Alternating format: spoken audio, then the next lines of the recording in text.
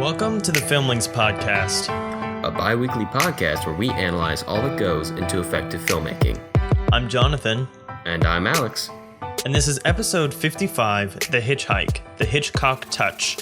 Yeah, and it is the last installment in the series of The Hitch-Hike, our series on Hitchcock's films, sponsored by Truffaut's Ghost. And thank you for staying with us so far. This has been a fun series, revisiting a bunch of films that, while I've already have seen, it was interesting to go another level deeper on them and get some interesting insights, grouping them up in this way we do on the podcast. Yeah, and it's amazing that, as you watch Hitchcock films, there's the first time viewing them, and then there's the second time and the third time, and you notice, the more you know about how intentional Hitchcock is, the more there is to notice every time you watch them, especially if you're looking from an aspiring filmmaker or content creator's point of view, and just seeing how he weaves everything together so intentionally. And it's great that we went through this whole series, because I'm sure that a lot of these techniques and stuff that we've been talking about are going to be coming up again and again and again in American cinema and French cinema and stuff that comes after Hitchcock. That is, everything after Hitchcock is influenced by Hitchcock. Even stuff contemporary to Hitchcock is influenced by Hitchcock. And this week we have a good selection of films that I think hit basically all the themes that we've been talking about through this series. Right. And let's talk about what films we're going to be covering today. The first of which is Rope from 1948, which is based on the play of the same name by Patrick Hamilton, which is sadly based on the real-life murder of Bobby Franks by two college students in 1924. And then next, we're going to be talking about Rear Window, probably up there with Vertigo on a lot of people's lists of best Hitchcock films. This film came out in 1954, based on a short story called It Had to Be Murder by Cornell Woolrich. And this won at the Oscars Best Director, Best Screenplay, Best Cinematography, Color this time, and Best Sound Recording. Right, and our final film for the day is The Wrong Man from 1956, also kind of the name of our first episode of the series. Based on bringing everything full circle. Exactly. The Wrong Man from 1956. It is based on the real life story described in the book The True Story of Christopher Emmanuel Balestro by Maxwell Anderson. So the events in the film, while dramatized, and certainly some leeway is taken in depicting them, are very closely based on a true story, which Hitchcock did not do very often, but this is so closely based on a true story that it approaches the realm of a reenacted documentary. And it should be very interesting to talk about, both as one of the most typical of Hitchcock's films in the theme and the most unique in the way it is filmed. Yeah, it is definitely kind of an interesting film, one that not a lot of people think about when they think about Hitchcock, but it'll be great to talk about as we talk this week about Hitchcock's just technical brilliance and just how many different things he tried. He was always experimental. He comes out of silent film and he just adapts to everything. He adapts to sound, he adapts to color, he adapts his editing, he tries out things with editing, and that's what we're looking at today, is just how well Hitchcock was at everything that cinema involves. Right. If you want to study the fundamentals, as they say in sports all the time, Hitchcock is your man. Of course, he achieved things that were much more complex. We don't mean to make it sound like he was a basic film director, but his basics were so solid that he was able to achieve the more complex things much better than a director who doesn't understand the fundamentals of filmmaking so well. Right. It's like the old saying, you have to master the basics or you have to learn the rules really well before you can break them. And Hitchcock knew all the rules of cinema, and when he broke them, he knew how to do it right. Right. So with that, let's jump into our first film of the week, Rope from 1948. And Jonathan, do you want to set that one up for us? All right, so Rope from 1948. Actually, most of these movies are pretty easy to describe this week. So this is the story of two college students who murder one of their friends, a good friend. They strangle him with a rope. I don't know if I call him a good friend. Well, they went to school together for a long time. It was like, I got the impression that it was like this group of friends that had grown up together. But these two of the friends, and specifically one of them, and just four characters, we have Brandon and Philip. And specifically, Brandon kind of gets this idea in his head that he's better than a lot of humanity. And so he starts looking down on the people around him, and specifically this one of their friends. And so they kill him as this kind of like, well, the whole movie is kind of this analysis in ego and bravado. And it gets really disturbing at points, although it still has a little bit of Hitchcock's, tongue in cheek. There's a surprising amount of humor in the film. Yeah, for one of the darkest films. But basically, they take their friend's body and put him in a chest in their apartment. As you do. And right, and then they cover it with a whole dining setup, and they decide to serve a dinner over the body of their friend whom they killed, and they invite his girlfriend / fiance, his girlfriend's ex-boyfriend, and his parents, and then also one of their old teachers who is kind of socially awkward, and he has these really strange ideas about life, and they kind of mirror Brandon's ideas about this kind of more elite echelon of society and how people underneath that elite are more or less disposable. And she's Jimmy Stewart. Right, and we have Jimmy Stewart playing not as dark as Vertigo, but he still has this inner wrestling that he has to do when his own ideas get kind of brought to life in front of his face. But the interesting thing about this film is it was a bit of an experiment for Hitchcock. This is based on a play, and the whole play takes place basically in real time. There's no scene changing or anything. It just all takes place in the course of an hour or two in this one apartment. And Hitchcock was like, hey, maybe I could do the same kind of thing, like not elapse time or anything, like just make it literally an hour-long story that takes place over the course of an hour. And so the way he does this is he gives this illusion of a one-take movie, which we've seen before in Birdman. This is kind of the proto Birdman as far as that kind of technical gimmick, and Hitchcock himself basically cops to the fact that it was essentially a gimmick.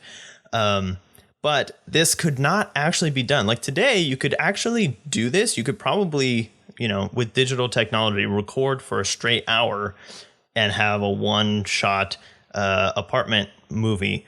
But in the 1940s, you have film, and film magazines only record for about 10 minutes, 8 or 10 minutes. So Hitchcock has to get creative if he wants to present this idea that no time is elapsing, and yet he has to replace his film reels. So there are a couple of things that he does, and it's actually interesting because this film is kind of given the name of one shot kind of a thing, but really there are 5 hidden edits and 5 straight cuts. So there are 5 times where some object will block the camera, and the camera will go black, and in a split second, the shot changes, and then we come out from black. So it'll be someone walks in front of the camera, or the camera dips below an object or something like that. And then there are 5 other times that are just straight cuts that you don't notice because you get so into the story. And also they're just kind of like a subliminal thing. When you go to the movies, you're used to seeing cuts. So yeah, it's definitely kind of a technical experiment by Hitchcock that is really interesting to watch how the technical cinema master tries to pull this off. And he really does. Like, it works. I don't think Hitchcock was super happy with it. By the time he finished the film, he realized that films need editing. They need cutting to get the full emotional impact. going back to our Russian ideas of montage and Kuleshov and stuff like that. And Hitchcock himself was a huge proponent of all these ideas, and he kind of says that again. Truffaut's ghost, in Truffaut's interview with him, he says, like, I don't know really why I decided to do this, because it kind of goes against all of my ideas about specific edits and cuts and holding for things. But he instead conveys all of his changing framing and stuff just through a moving camera. Right. And actually, that's one of the most fascinating parts of the film for me, is how he keeps the frame interesting and engaging throughout camera movement, because it's all essentially cut in camera, which is it's not even cut. It's multiple just things, right? Yeah. Because sometimes it means like you actually edit the film in camera, like you film a certain shot, stop the camera, then film the next shot. But that's the less common phrasing. The more common phrasing means that you're making two cuts in camera, two different shots in camera, but you're joining them by camera movement, so they're continuous. So you've established one fluid shot that's actually two shots.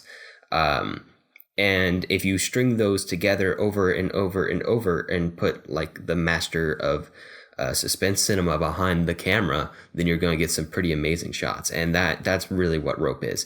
And that keeps these 10-minute takes from getting boring. Right. And and we should say, like, Hitchcock has high standards. So when he's like, this doesn't work to us mere mortals, it looks brilliant. It's right. Moving and engaging. And you know what? The movie's only like 80 minutes long. It's a really short film, just by the nature of like the play it's based off of, the chamber piece fact, and the camera trickery that is attempted in it.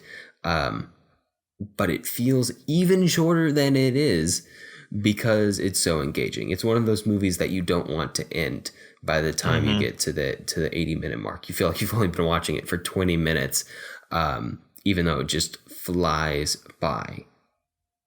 Yeah, and it's kind of it's really interesting because he gets in his close-ups, he gets in his wide shots and his medium shots and all of that, but it's, again, like I said, it's just sometimes it's through camera movement, but also the other factor that goes into all that is blocking. It's the way that characters are moving around the space. And the set is really intricate. So, this is a built set, the whole apartment, and there's furniture and walls that are moving. And the other really interesting thing is that it's all location sound. So all the sound was recorded while the cameras were rolling. And so all these things that are moving, lights and furniture and walls and stuff, were all basically silent because the audio comes out really well. And that's another interesting thing as far as Hitchcock's... that deserves an Oscar for sound recording right there. I know, right? And this is another interesting thing that I was finding this week when I was researching these movies, which will come up again in Rear Window, is how precise Hitchcock started getting on audio. So for instance, at the end of Rope, there's a moment where Jimmy Stewart fires a gun out of the window and people start talking down on the street. We're in like a really high level apartment. And Hitchcock was really insistent on like recording these voices from 6 stories up, so you get the right echoing sound, and then you hear sirens. And so they were like, oh, we have siren sounds in our stock library. And he was like, well, how are you going to make it sound like they're really far away? And they were like, oh, we'll just keep it really low and then we'll bring it up. And he was like, no, here, go rent an ambulance, put it 2 miles away, and then we're going to record it out of the studio window. And so he's just like really insistent on getting the audio to sound right. And we're going to see that again in Rear Window when the location is really important and making that atmosphere feel real. Yeah, which must be nice. Quick shout out to audio people who often they're like one of the smallest departments on set, and yet they're responsible for recording like half the material. Because if the audio is bad, the picture's bad. The picture's bad, and most directors don't, or I wouldn't say. Well, actually, you know what? I was thinking about most directors and thinking of good directors, like good established directors. The good established directors always think about audio, but I'm thinking about the vast majority of people who try to make movies don't always consider the importance of the audio recording, and in a lot of ways, they often get the audio team often gets kind of shafted, and they have to do their job under not great conditions. So you know what? Good for the audio people working with Hitchcock. That must have been a nice change of pace. Yeah, and it's something we don't talk about that much, so it's good to give it a little shout out in this film, and there'll be more to say about it in Rear Window. But this is also Hitchcock's first color film, which presents some interesting things. This does not have a whole lot of color symbolism in it, mostly because we're not in a lot of different locations. Our characters come in one costume and they're wearing that the whole time, so you're not really able to change it enough to convey the story through that. But there are some interesting tidbits that Hitchcock talks about as far as his idea that at this point in Hollywood's history, making that transition from black and white to color, he was really upset with certain cinematographers who, in black and white film, there is a thing that you kind of have to do to distinguish your foreground and your background, which is especially on characters, give them a rim light or a backlight, which basically means you put a light behind them that's really bright, and it creates an outline on them in order to distinguish them. But that's not always necessary in color film unless the character is like wearing the same thing as the wall behind them, the same color. So he was kind of having to like struggle with his cinematographer to kind of make things not as forced as far as lighting. Like a lot of things that they had done in black and white film could be adapted and changed, and Hitchcock was more ahead of that than his cinematographers sometimes. And also the interesting thing that we should talk about as far as this set, because the two chamber pieces that we have this week have really intricate sets, and this one involves this model of New York, like skyscrapers and stuff, out this huge window that you have in the back that makes a really visually stunning image. But since we're going from, say, like 7 to 9 roughly in time, the sun is going down, and so we start at evening and we go to like full night, and so that's all done through lighting and stuff in this backdrop that they've constructed. But he was really upset with the way that the cinematographer had created these lights, because it was just too orange and too striking, and he was like, this is like really too far as far as trying to make this sunset. And his first Technicolor picture, again, people are adapting, but Hitchcock was so upset that I think they had to reshoot like the last 5 reels or something like that, which when you're doing a movie like this, that's so many long takes, that is not a short amount of time to go back and reshoot basically the second half of the picture. So, we see eventually that Hitchcock is brilliant with his use of color, but that's all starting here with Rope, which honestly, as far as a picture that you're going to start using color on, Rope is a pretty good one, because again, there's not a lot that changes. So you just kind of do your one art design and then you're good to go. Yeah. And actually, this is a perfect moment to talk about Hitchcock's cameo in this film. Oh yeah. Yeah. It's really subtle. Yeah. One of the great pops of color in this movie is this neon sign that is outside of the apartment window, like I think across the street on a building, maybe next door on a building. Anyway, it's this really bright sign that adds a nice amount of red flare inside of the apartment, especially towards the end when things get really serious towards the climax. A nice red highlight on our actors' faces and across the window. But the sign itself is actually a cartoonized profile of Alfred Hitchcock's face, which becomes one of his primary symbols that he uses in his branding, although I don't think it would have been called branding at the time. We would call that today, and it's definitely an accurate descriptor, but I don't know. It's a very common Hitchcock symbol. I'll tweet it out so that people can see it. Yeah, if you're looking for it, you kind of have to look because it's a little out of focus, but There he is. So the other thing that we should bring up in this film, because again, just tying it into all of these themes that we've been talking about as we wrap up this series, is this film falls, straight into the villains category, like we talked about in the last episode, because our main characters that we're following the whole time are the murderers. So we have, and Jimmy Stewart kind of takes over at some point, but really this is about Brandon and Philip. Who within the first, as soon as the credits are over, the first thing we hear is a scream, and then we cut inside the apartment and we see them strangling their friend.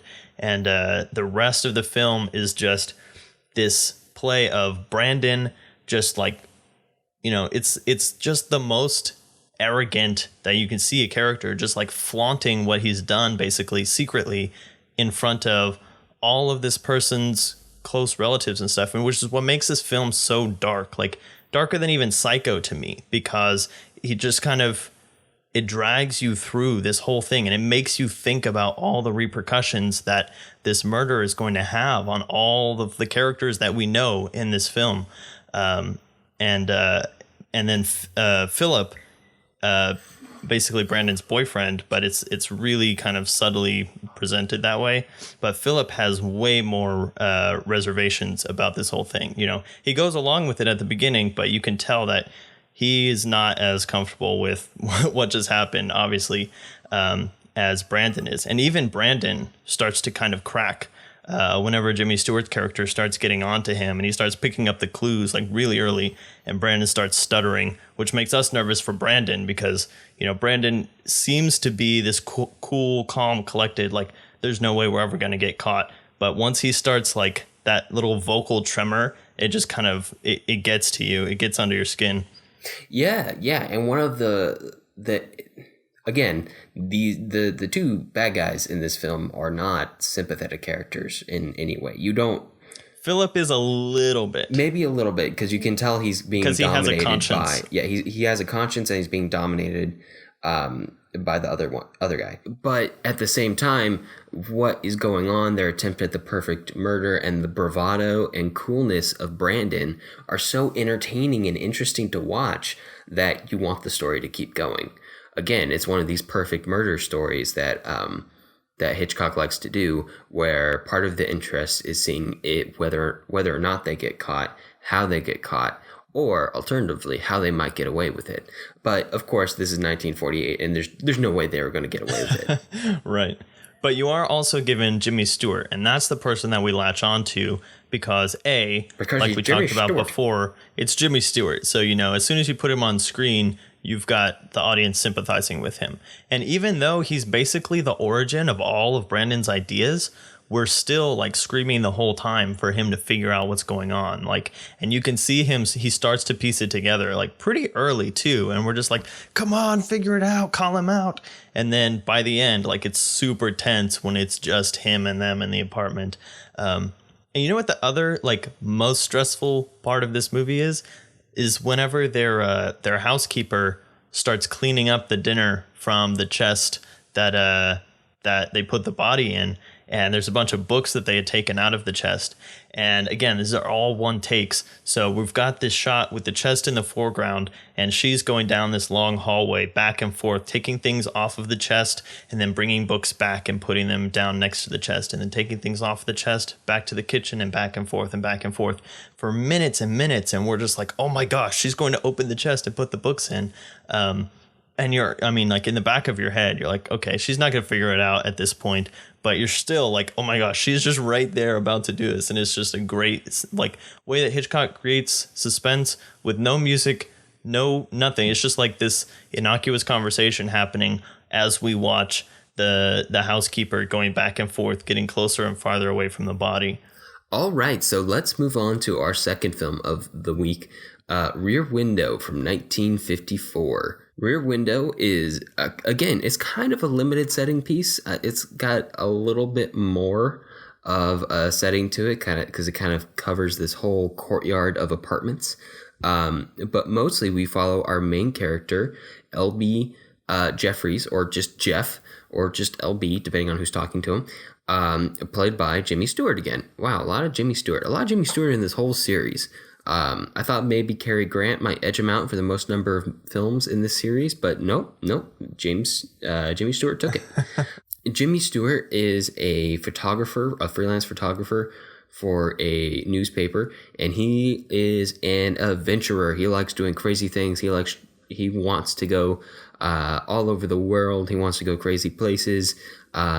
He's essentially, and I feel like it's a very different personality type than what it is today, but he's that guy on Instagram who posts photos from like all over the world, and he's like riding elephants one week, and then he's like on an African safari the next week, and then he's like at Machu Picchu the next week. He would like to be that guy. And then he's on a racetrack, which is how he got into his situation. And this is all to lead up to the fact that he has broken his leg because he was taking photos during a race on a racetrack, which is ill-advised. Don't do that. But there's a brilliant piece of storytelling, basically the first piece of storytelling in the movie, where the camera pans from Jimmy Stewart's very profusely sweating forehead down to his cast, which says, "Here lie the broken bones of L.B. Jeffries," to a busted up camera, to a picture, really awesome picture actually, of a race car like crashing and coming straight towards the camera. And in that one camera move, we know the time, summer, who we're looking at, Jeffries, what he does, photographer, and how he broke his leg. We're just taking a picture on this racetrack. No one has to say anything, and we've already done all the exposition. Yeah, that is a great way to just get all that information out there right away. You don't need to have anybody say it to understand it. And when it comes up later, we totally understand what's going on. We're already there. Great visual filmmaking. Anyway, he has his leg broken. He still has, as he tells one of his friends on the phone at the start of the film, he still has another week left in the cast before he can get out and walk again. And he's just stuck in a wheelchair in his room. A nurse named Stella comes over regularly to take care of him. She's one of the first characters we're introduced to as he's stuck here. And we also see that he has been kind of passing the time by spying on his neighbors. Because conveniently he lives in this like set of apartment buildings with a courtyard. And they all have rear windows, and everybody leaves their windows. Well, almost everybody leaves their windows open because nobody knows that you can stare through a window. Well, also the setting of summer, like people are leaving it open just to let the cool air in. Yeah, let the cool air in. There's one couple who like sleeps on their balcony every night because it's so hot, and they or not on their balcony even, it's like on the fire escape. They like set a mattress out on the fire escape and sleep on that. They have a dog actually that they pull up and down with like a with a wicker basket that's on a pulley system. It's really it's so whimsical. It belongs in a Wes Anderson movie. Right. Actually, this entire setting could go in a Wes Anderson movie. The eclectic set of characters divided up in this very unique setting with these very well-framed windows, all very colorful. Anyway, let's go over some of the people who he stares at in the courtyard before we move on to the main plot. There's a flamboyant dancer right across the way who tends to dance with not much clothes on, who is referred to by Jeff as Miss Torso. You'll notice he doesn't really know the names of many of these people because he hasn't actually met them. He just spies on them. Down on the first floor, there's a single middle-aged woman he calls Miss Lonely Hearts. There's a pianist who lives on one of the top floors who kind of provides the entire score for the film. Actually, that's a very interesting aspect of this film. There's a few married couples, including the ones who sleep out on their fire escape. There's a pair of newlyweds who are constantly doing what newlyweds do. with their windows closed. Very smart Yeah. people. The one apartment with the windows closed almost constantly. Right. And then maybe most importantly, there is a traveling salesman and his bedridden wife. His wife is sick. She's in bed all the time. And he is not happy. You can tell right away by what you see. And his name is Lars Thorwald. And he's going to be one of the main characters over the course of the film. And we kind of cover all these people and these really nice shots of their windows. We never go inside the other people's apartments. We never, we are stuck in the position that Jimmy Stewart is in for all of the cinematography that looks out through the window. We are very much stuck in Jimmy Stewart's point of view in this very voyeuristic form of filmmaking that is very unique. Oh, it's not unique anymore, but it was very unique for the time, I'd say, and very definitive of this film for sure. Anyway, we eventually get to the fact in this conversation between Jeff and his nurse, Stella, that he has a beautiful socialite girlfriend played by Grace Kelly named Lisa Fremont. And she, as described by Jimmy Stewart, is perfect in every single way, except for the fact that she's perfect in every single way. Yeah, essentially he's like put her up on this pedestal, and I don't want to go into the relationship analytics of it too much, but they're having problems. Once his leg is fixed, he wants to take off around the world. And she's like, yeah, I'll go with you.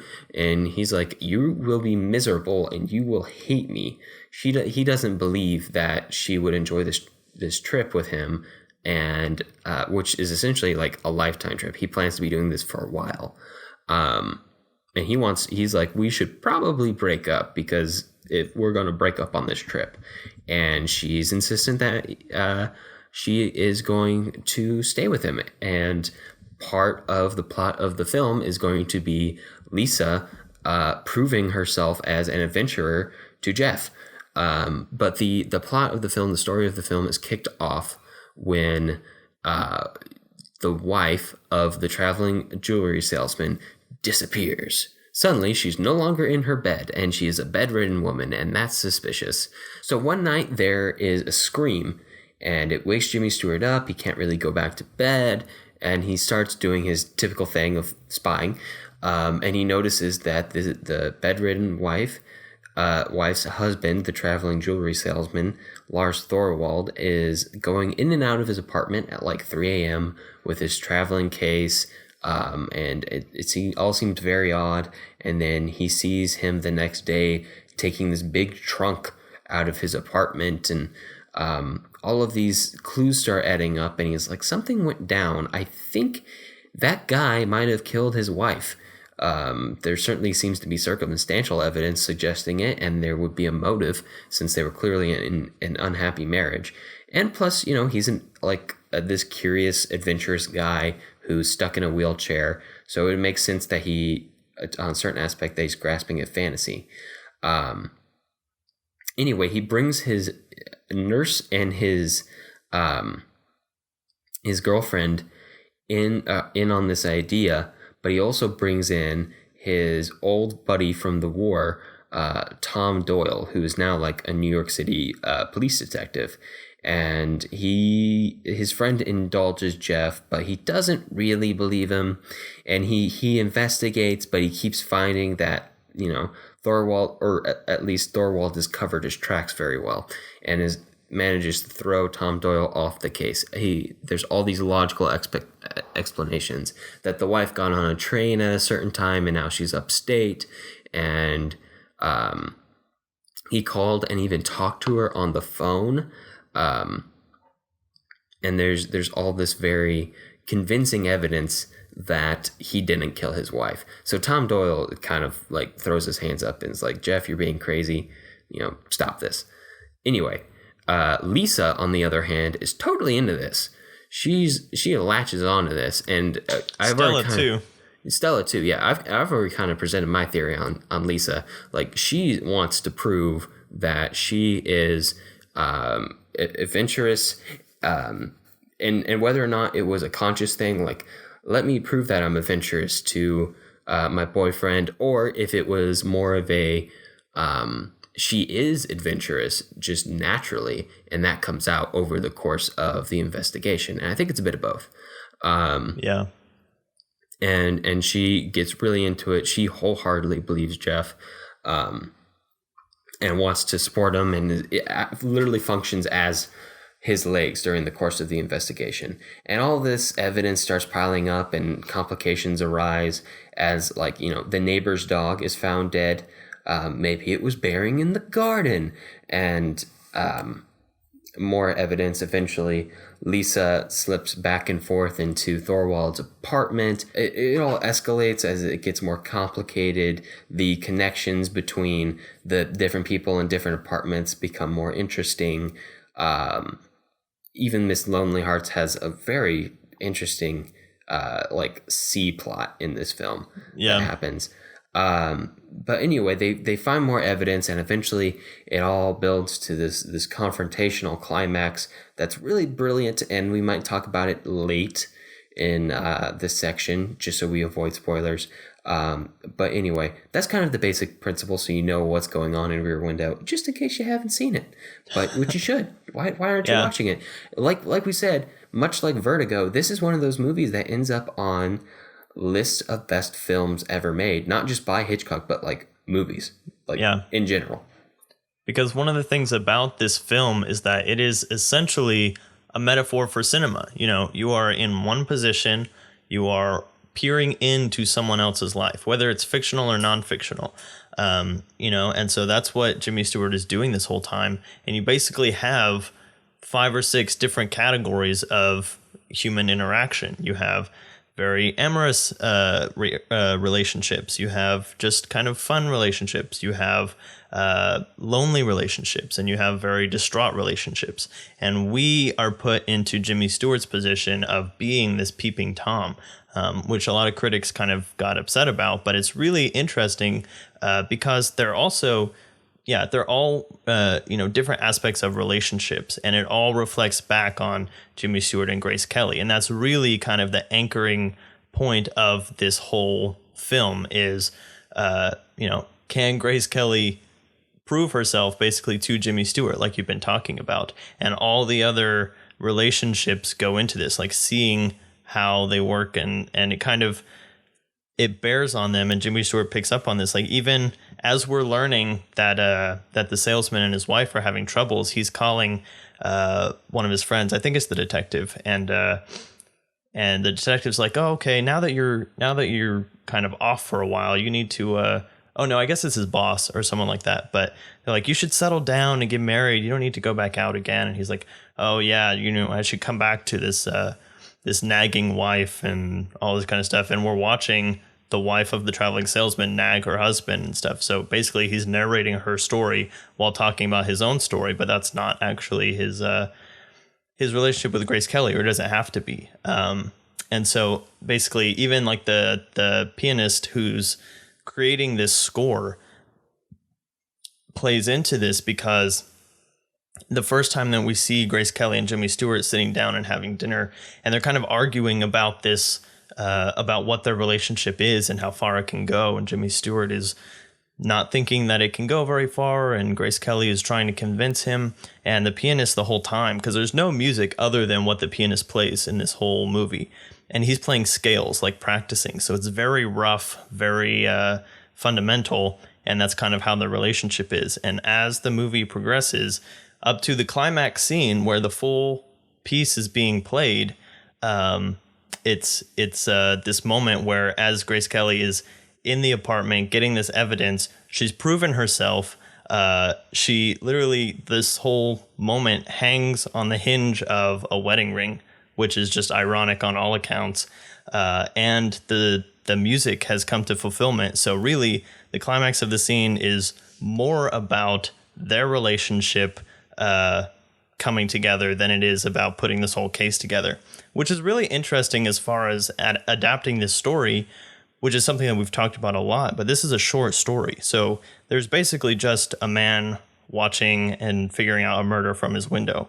But Hitchcock has added all these other characters and Grace Kelly and this romantic dynamic, and it just like the layers of themes that he put on this super basic kind of a story is really impressive, and it just makes this film very alive because there's so much humanity in it from just this one limited perspective. Jonathan, can I interest you in a serving of hot take soup? Go for it. I am going to make the bold statement that Rear Window is not a murder mystery film. There's a murder mystery in it, but it is not a murder mystery film. It's not a romance film either. I'm going to say it's one of the first slice of life films.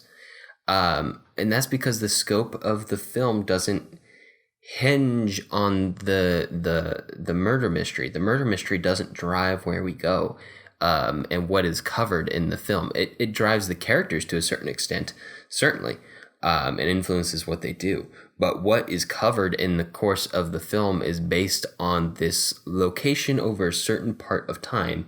And not only our main characters are covered, but all these other plots are covered. We get to see a slice of life in this one courtyard in Greenwich Village, New York in 1954. And we get to experience it over like the course of a week. And of course, something really dramatic happens during that week. Otherwise, it wouldn't be very interesting. But right. It's more about kind of how this evolves. And there's even that sense at the end of life going on that is often present in slice of life films. And even though each of our plot lines are resolved by the end, but we get to watch all these other plots unfold as Miss Lonely Hearts, goes on bad dates and then gets really lonely and almost commits suicide until she hears the mournful song of the pianist and they fall in love. Minor spoiler there. That's not really that big a deal. And the couple that sleeps on their fire escape, first of all, they keep sleeping on their fire escape. That's a big characterization. Right. And they have this dog and they're very eccentric, and then the dog dies and they're really sad. And then we see they get a new dog. And it's so nice. And we see Miss Torso, who is entertaining all of these, is clearly a dancer. She has a dance instructor over taking dance lessons. She has all of these men over at one point. I'm not entirely sure why. She toys with all of them too. I think she does. I don't know. We can't hear the audio. Yeah, but at least one, she like goes over and kisses him on the cheek and then goes inside and he's like, oh man, what? Oh, okay. Yeah. I forgot about that part. Anyway, we get to see at the end that she was just waiting for her boyfriend or fiance or husband or whatever to come back home from the army. And ironically, he's shorter than she is, which is really funny. He's like this little tiny guy. He's like the last guy you would expect. She's way out of his league. Yeah. Like he's got glasses on. Like they just made him look really nerdy, even from a distance, which is all that we see them from, obviously. Yeah, like good job telegraphing that from a distance, where literally the only two things we can see about him are the fact that he's really short and the fact that he has glasses. Right. But that was enough in 1954 to establish that they were in different leagues. We get to see this newlywed couple go from doing what newlyweds do, with their windows closed all the time, to kind of being like exhausted by the end, and that honeymoon phase is starting to wear off. And then the nagging is starting. Yes. But yes, there's a murder mystery story in the film, but it feels broader than that. And it more voyeuristic than that. Like we're spying on just a week in the life of this courtyard, a very interesting week in the life of the courtyard, but just a slice of it. Yeah, and it's interesting that basically for Jimmy Stewart and our murderer, like these are not typical days. Like Jimmy Stewart is usually, like we've been saying, like out and about doing stuff, and the murderer is not usually killing his wife, hopefully. But for everyone else in this courtyard, it's just like an ordinary day that we've dropped in on. It's not like a very pivotal moment in their lives or whatever. So yeah, I definitely get where you're coming from with that.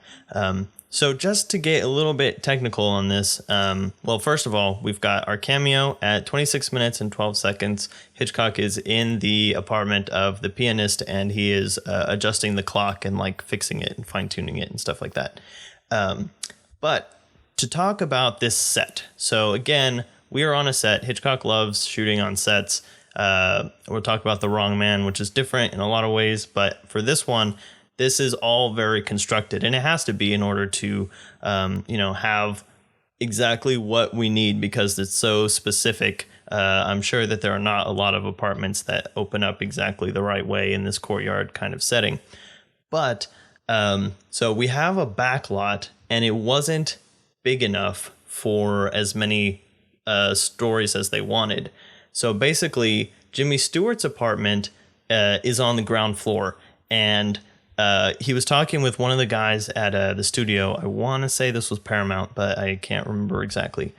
And they were like, "Hey, so, well, we just store a bunch of old set stuff in the basement. Why don't you ask someone about ripping up the floor and using the basement as your bottom floor?" And that's literally what they did to get another story on this thing, and to put Jeffries at the middle layer. Was to literally dig out the basement and add a whole nother level of apartments. And then basically the top level was probably just a few feet from the lights hanging from the rafters, which are very hot. Studio lights get super hot. So people were talking about how it was a little bit miserable for the technicians who had to get up there and work with those, but also the people on the top level of the apartment set were probably just dying and like not acting when they have their windows up and are sweating profusely. And as far as conveniently it takes place during a heat wave. Right, exactly. And another little fun tidbit, but a little bit of an improvised moment, which I say improvised, but nothing in a Hitchcock film is really improvised. It was improvised for the actors, but choreographed by Alfred Hitchcock, where basically that couple who sleeps on their fire escape one night pretty early, it starts raining, and so they get up and they get their mattress and they're trying to get back into their apartment, and all the people had earpieces in and stuff, but basically they had to take their earpieces out because they were going to be getting rained on and all that kind of stuff.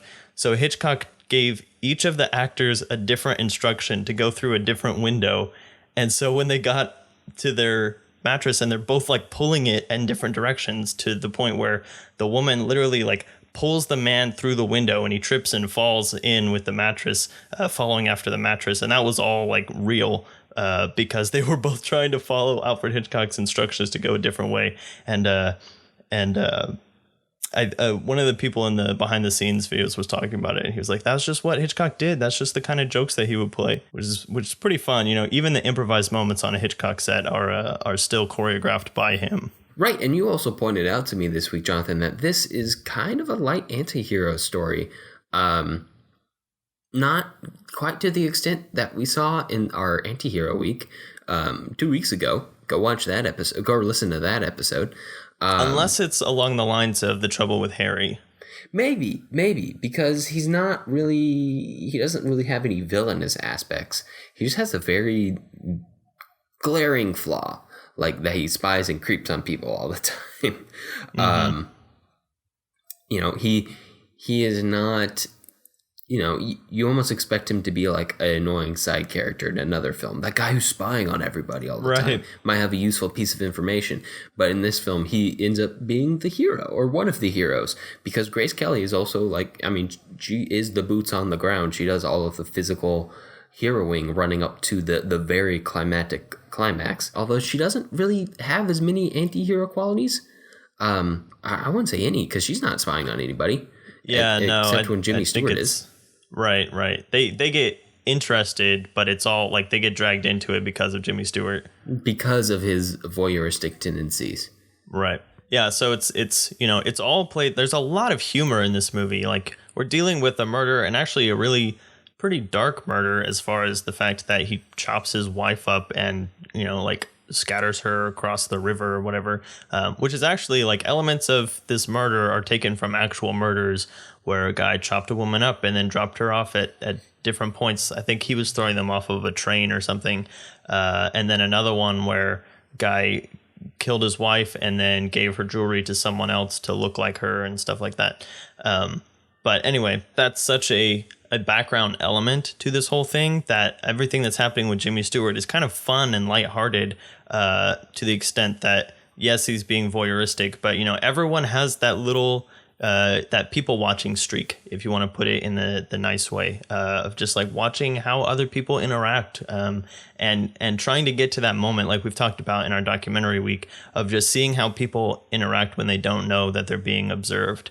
And that's kind of what this is. This isn't a documentary by any stretch of the imaginations, but it kind of presents that idea, like this fascination that everyone has with watching and not necessarily documenting, but just being able to observe someone in this uninhibited situation.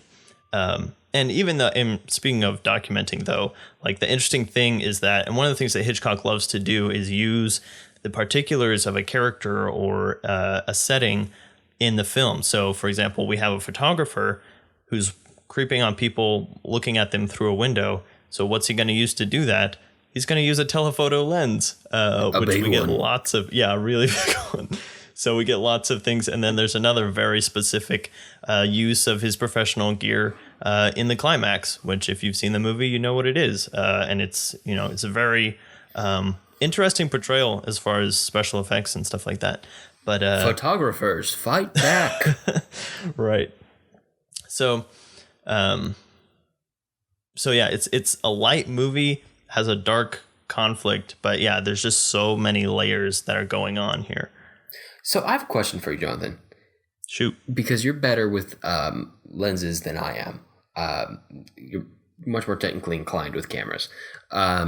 The size of the telephoto lens on his camera versus the actual reverse angles we have of ostensibly him looking through that lens, those don't quite seem to match in lens length to me. I'm not saying this matters to the film, but because the lens is so long, like, is that an accurate portrayal of that length of lens? Well, it's hard. I mean, I wasn't paying too much attention to this. It's an interesting question, though. But are you even the factor, a cinematographer? I claim to be. The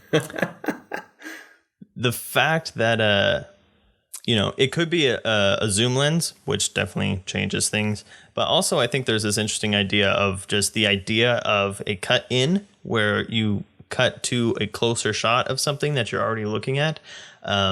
Could play a factor in kind of fudging the exact focal length and stuff like that, because there is this effect where if you're looking at something generally and then you see something that's interesting and you zero in on it, you start to see more details and stuff. So I think that the cut in or the punch in is a really good representation of that. So with all those factors, it's really hard to tell, but next time I watch it, I will look for what the actual focal distance on that lens is. Okay. We will be expecting a report. Okay. So the other element that goes into this, obviously, is Grace Kelly. We talked a lot about the different female characters, and we've already been talking about Grace Kelly. She's very strong in the fact that she is going to get her way with Jimmy Stewart, and that's basically all we see. Because it's interesting in this movie, we only see really kind of this one side of her when I guess there's a little bit of more of a public persona when there's one or two other people in the room, but mostly it's just her with Jimmy Stewart, and they get to be pretty like this tense romance kind of going on the whole time. And then she has to prove herself.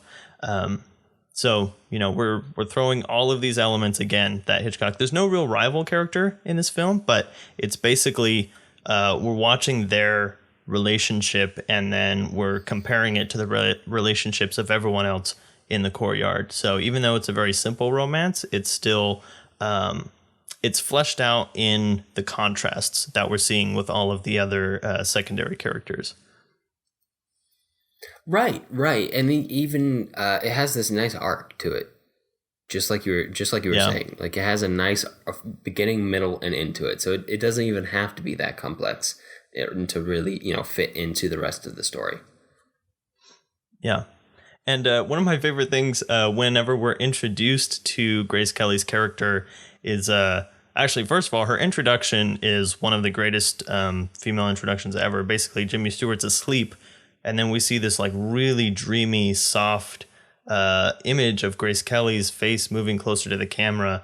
And then there's this really tight, dreamlike kiss that they have And it's really unique and kind of just startling because we haven't seen anything like that in the movie yet before she gets there. But then they're kind of having this little banter, and he's like, "Who are you?" And she says, "Reading from top to bottom." And then she goes and clicks on 3 different lamps and gives each of her names. She says, Lisa Carol Fremont. And every time she clicks a lamp on, and there's a car horn that goes off like very faintly in the background. So just like Hitchcock accents her name, like she's very important here because we're shedding light on her and we're kind of giving a little like audible exclamation point with every one of her names. And that idea of sound effects is really interesting in this film, which I didn't think about too much until I was watching some of the special features. But it's like I was talking about with their first dinner, we're hearing these scales and this very rough, like rudimentary stages of a song going on as their relationship starts, at least from our point of view. But there's another thing where one of the first times that we see the traveling salesman and his wife, and they're bickering. Again, this movie has no other soundtrack than The Pianist, and at this particular point, he's not playing. But what we do hear is a lot of car horns and sirens, and they're really low in the soundtrack. But really, that's the only things that we're hearing is very abrasive and upsetting sounds, and that's how we're introduced to these 2 characters whose conflict is going to be the underlying flow of the story. So again, getting back into these sound effects, and the other thing, as far as recording real sound, is recording all the voices from the courtyard from a distance and getting that actual echo off the walls and stuff like that. Because when you watch it, like that kind of does stand out to you, like the way that all of these sounds really do echo around, and they sound like they would if you're listening to them in this pretty contained courtyard area. And one last thing to touch on before we move on to our final film of the episode, and this is something that's important in every film and really every scene, is the geography of your setting, of the location that you are depicting. And within a scene, we can talk about Jimmy Stewart's own apartment, which is like the only interior space we really explore over the course of the film, where the camera is inside the space with us.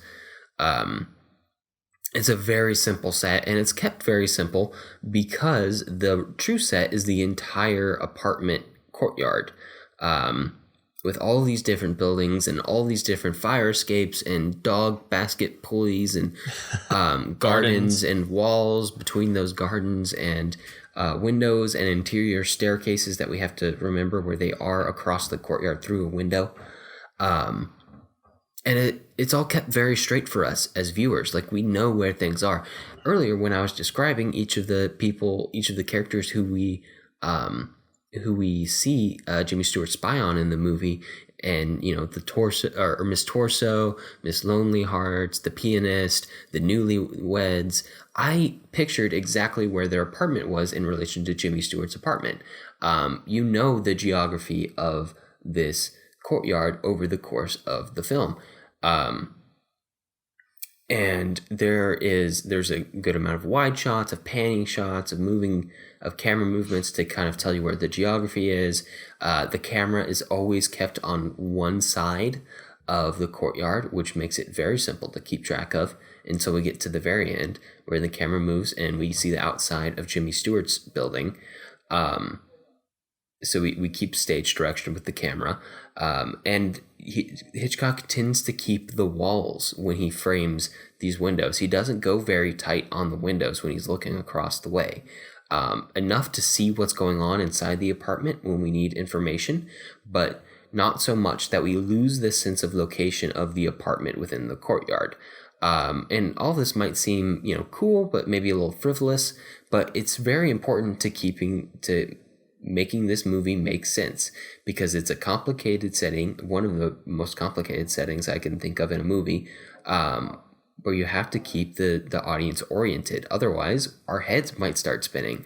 If we don't understand where we are in the setting within a given time, you can lose your sense of space, and it can distract from the important things that are happening in the scene. It's one of those film fundamentals I was talking about at the top of the episode, where it's done so well and so subtly that you don't even think about it, you don't even know what's going on, but it makes the film make more sense, and it gives it a better impact than it would otherwise have. Yeah, and once you've kind of established where everything is and kind of how the apartments are working, you can play around with it. Like there's a really great part when Grace Kelly goes into the salesman's apartment, and she's in the bedroom, which we've established on the right side, and he comes in through the door on the left side. But there's a little part of his apartment that's blocked by wall, but we can see him in a reflection through the open window. So we're looking at mostly an empty apartment with Grace Kelly and his reflection coming in, and it's this really creepy shot, but it's really interesting, and establishing that geography, and we already know how his apartment works because we've been looking into it so much. Just makes the whole thing work.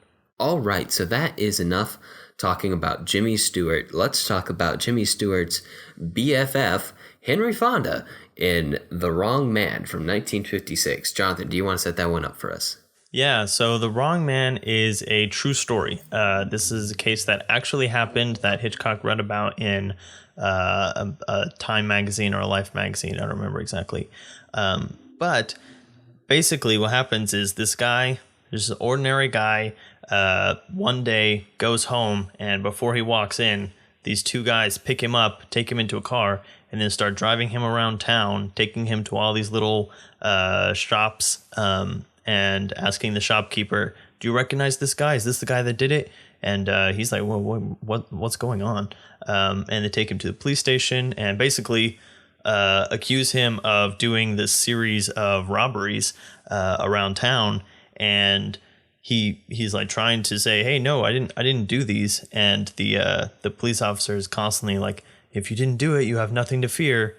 But of course, this is a Hitchcock movie, and this is actually like a real life example of the thing that we talked about in our first episode in the series, the fact that Hitchcock was terrified of being wrongfully accused of a crime. And this is an actual thing that happened, where a guy goes through this whole thing, gets put in prison, and goes to trial, ends in a mistrial. While they're waiting to retry for the mistrial, they actually catch the real killer. But basically what this story does is it takes us through all from the point of view of the wrong man, literally the titular character.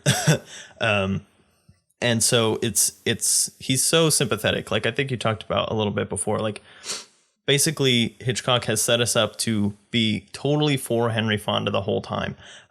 We see just his very simple life. He's this musician at a club. He goes home. His wife needs some dentist bills and stuff going on, and they're having trouble paying. And the most likable guy ever. He's Henry Fonda, so he's got that just a really face that you can connect to. And then basically what ends up happening is his wife, through this whole thing, basically loses her mind in this really sad, kind of depressing way, and has to be institutionalized. And again, that actually happened in real life too, but just following through with him makes this really interesting and really sad story that, even though it has kind of a happy ending, it's a very bittersweet ending. And it's really interesting, again, like I was talking about, just taking it from the point of view of Hitchcock, who is actually afraid of this, and then seeing this actually happen and then turning it into a movie. But the really interesting thing is the stylistic choice and how different it is from pretty much any of his other films. Yeah. And, part of that style choice is what makes this film one of the scariest Hitchcock movies, at least for me personally. And it's more scary than North by Northwest or the 39 Steps, any one of those things where the guy's life is put in danger. Probably because this is the most realistic. This is the most down to earth. You come away with, this could actually happen, because it did, first of all. Right. And second of all, Henry Fonda plays a great everyman where you can just put yourself in the role, but also it's so stylistically down to earth, and there's not a lot of, one, it's black and white. That was a very obvious choice. There's not a lot of flashy colors to distract you. There's not overcomplicated set design or camera movement or lighting. The lighting's beautiful, of course, and the set design is done very well, but it's all done to this effect of this is real. Everything's got this air of simplicity about it that helps make it feel real. And that realness about it, that near documentary style, is what makes, that goes into making it feel so terrifying. And that's one of the things. Real.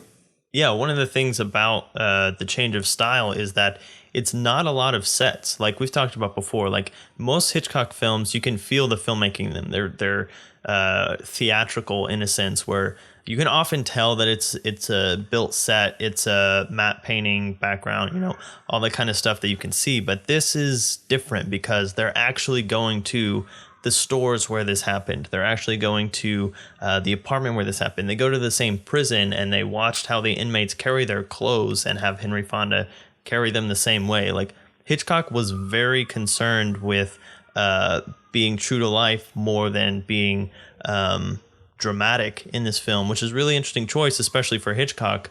And going back to our old friend Truffaut, but Truffaut was kind of thinking that if another director had taken this who wasn't as precise and wasn't as concerned about being true to life, it might have been a more, I don't want to say interesting. I'm trying to remember exactly what he said, but he was like another director may have made this a little bit more commercially viable if they had taken more license with it. And Hitchcock kind of admits that he was trying to be a little bit too true and not considering enough about the dramatic license. But I think that's really interesting. It's always been something that I'm interested in, is like, how close can you be to the original thing that happened and still be interesting? And I think that this one does that pretty well. And it's almost this interesting thing where they're using some of them are the actual people that were involved, like shopkeepers and stuff like that.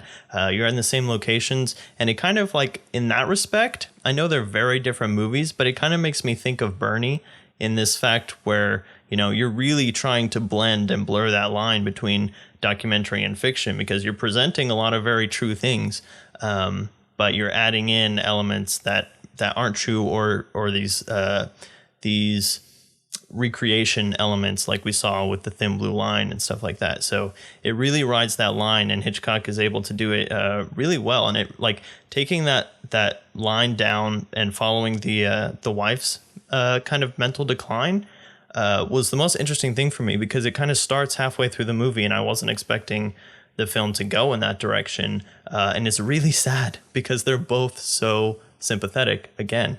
And just watching how this one accident essentially tore their family apart, for lack of a better phrase.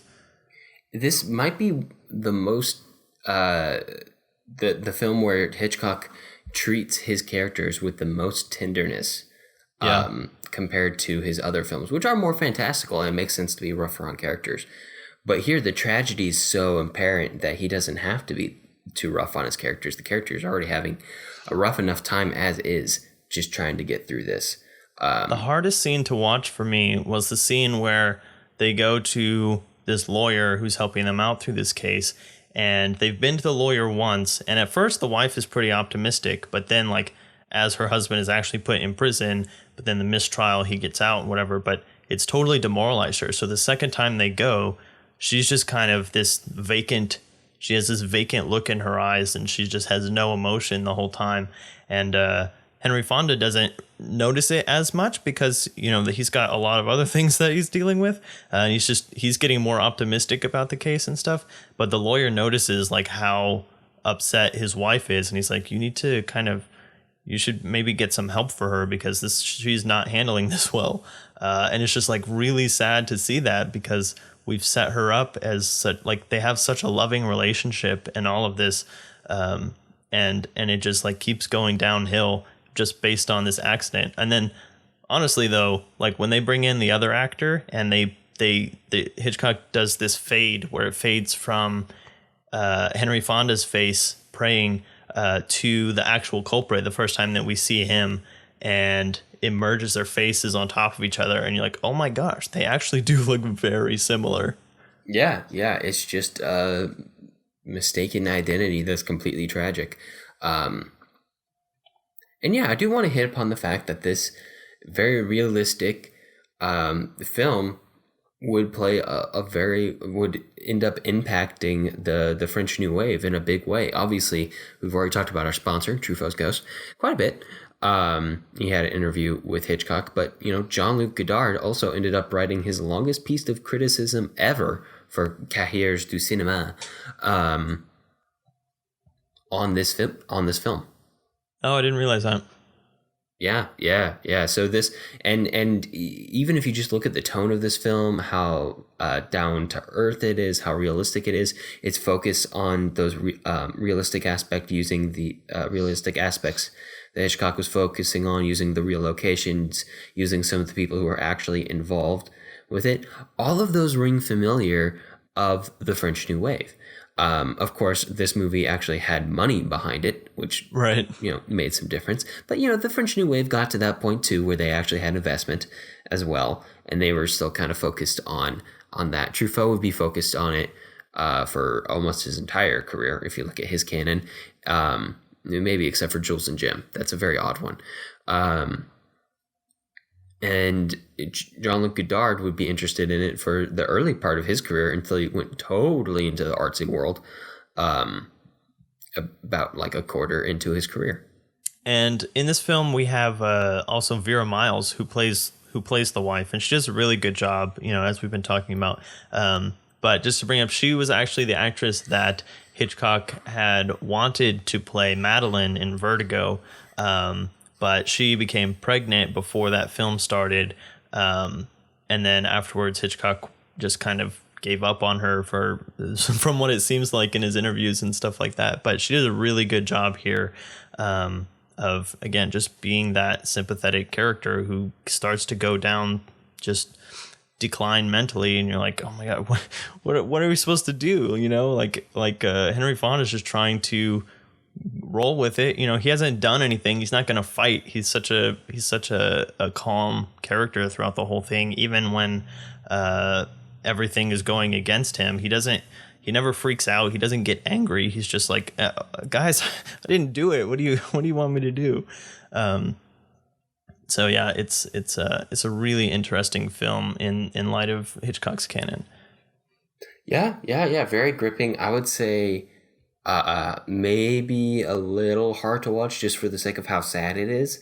But if you're in, it's one of those movies, like if you're in the right mood, you can watch it really, really easily.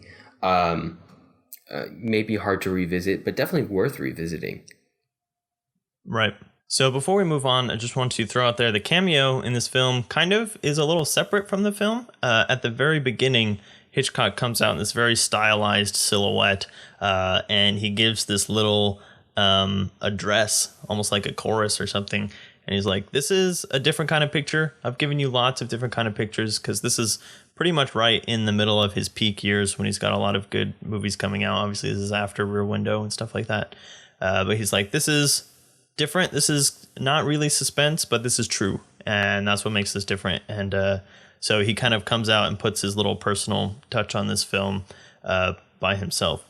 But one of the things about this film that's really interesting is that it's all from Henry Fonda's point of view, even to the point of certain scenes when he is handcuffed and being carried around by police, and Henry Fonda's just so ashamed. Again, he's not an abrasive character at all. He's looking down a lot, and so really all we're seeing are the guards' feet and like the bottom of doors, and so we're put smack dab into Henry Fonda's subjective point of view throughout this whole thing, and that's the interesting part of this story. Is it's not like a lot of other noir films where you would follow like the detective trying to get the wrong man out of jail or whatever, but we're following the guy who's been accused, and that's what's interesting that I found about all of these films as we were going through them this week. Is these are kind of switching over into overall notes here. These are some of Hitchcock's most subjective films from different points of view. So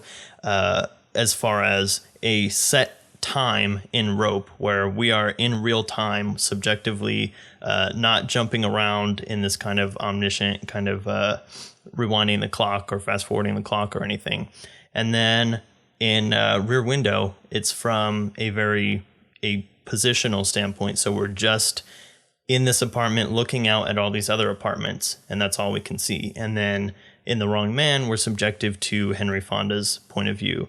And just using all those things is, again, what Hitchcock does to manipulate his audience. And that's what we've seen time and time again, is how he is able to use all these different elements to give us the emotion that he wants us to feel. And so whatever element it is, you've got to make it subjective at some point, because you can't just have this, you can't have everything, you can't have the audience know everything. We have to be limited by something.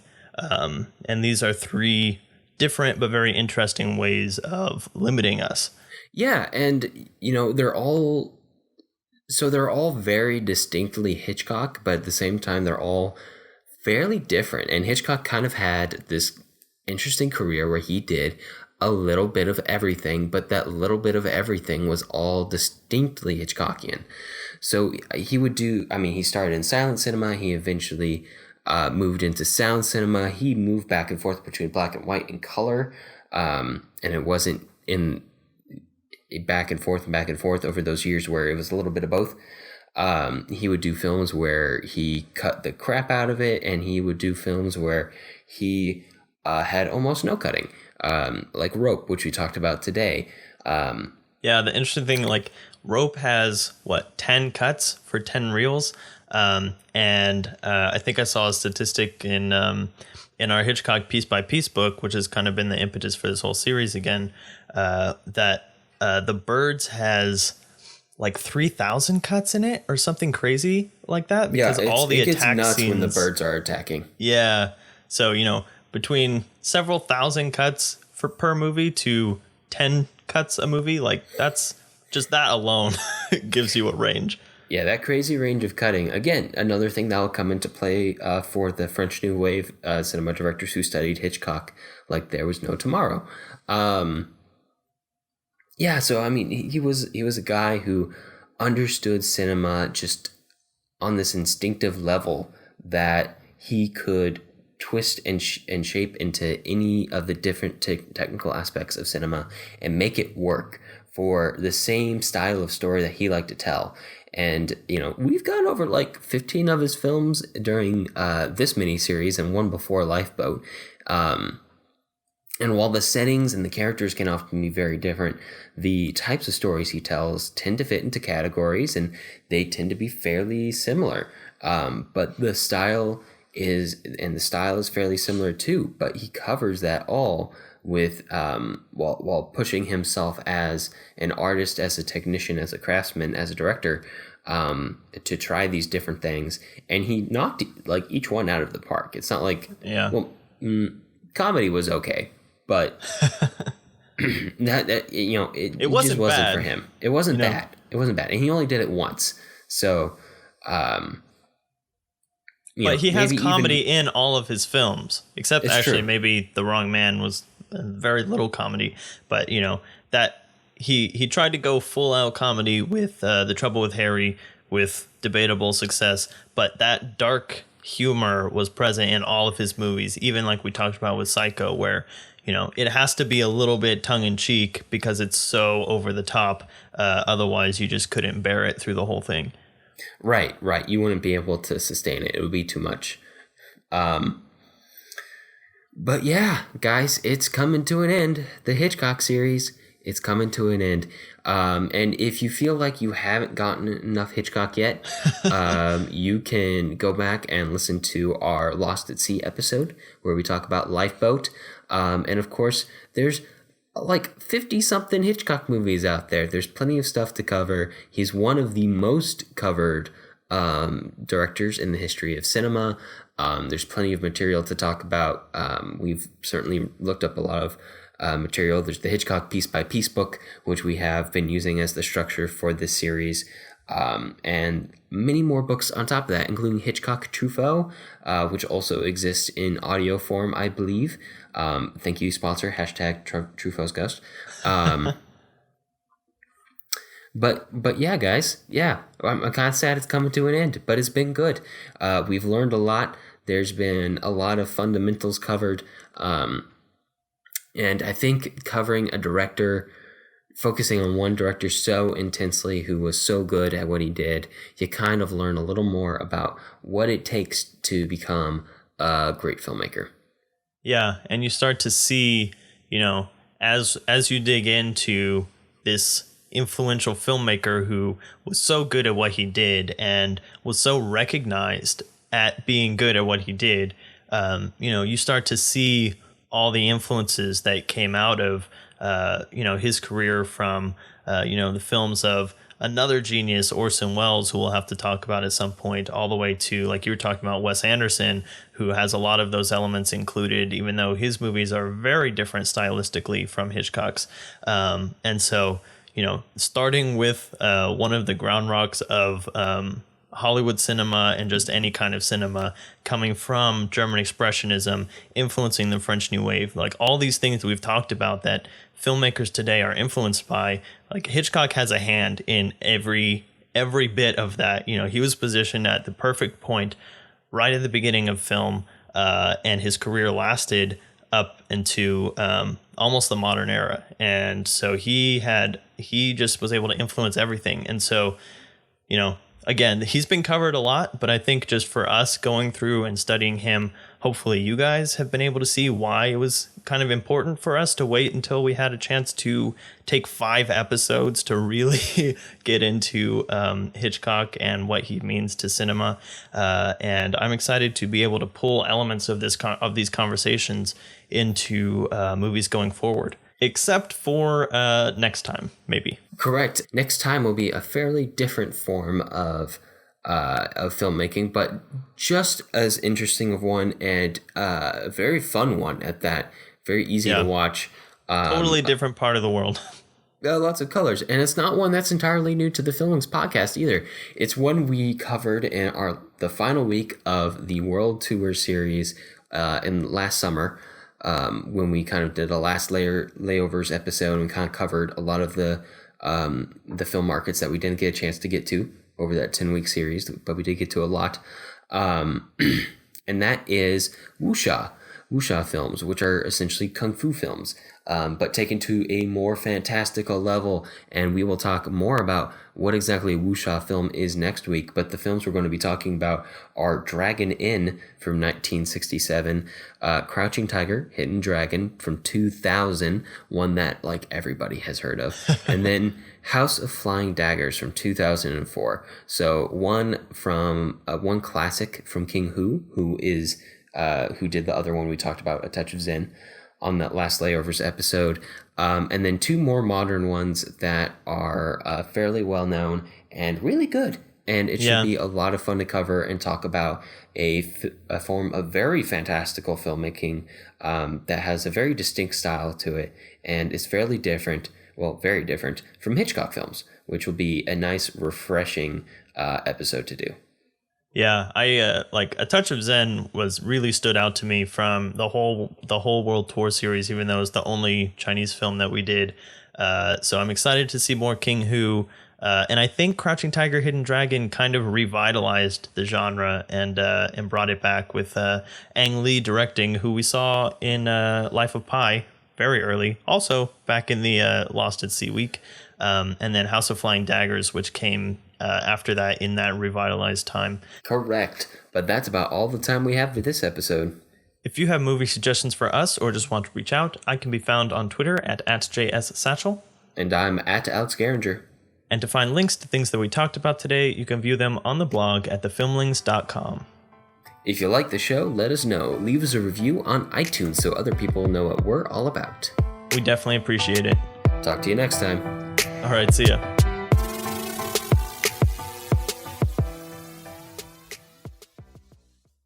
So if anyone is following us on Twitter and you see Alex posting a lot of things that seem like they relate to the podcast on Saturdays, well, that's because we record the Saturday before the Tuesday that they're released. Fun fact. Fun fact.